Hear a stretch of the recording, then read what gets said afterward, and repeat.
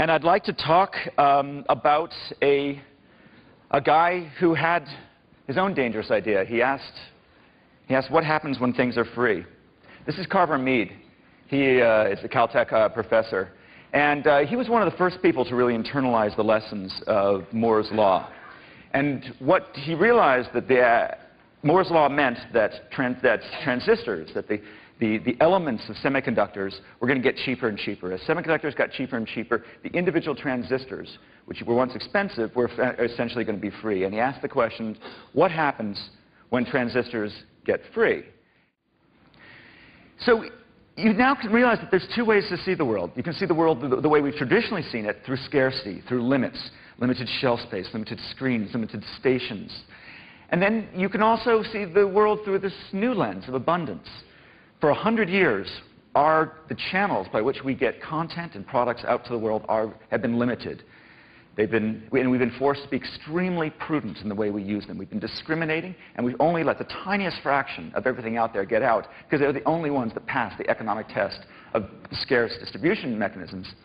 But now we have, over the last 10 years, we've had the rise of new marketplaces that have infinite shelf space. This is an example I actually used from my book. Walmart. You may think of Walmart as being a marketplace of abundance, but it's a mile wide and an inch deep. They have about 5 of every kind of product you might imagine, but there are 500 or 5,000. A Blockbuster video is a classic example of the economics of scarcity. Not only do they have limited shelf space, but they have to have a physical copy of each DVD that they're going to rent, and that's why you see this week's releases stacked 100 high.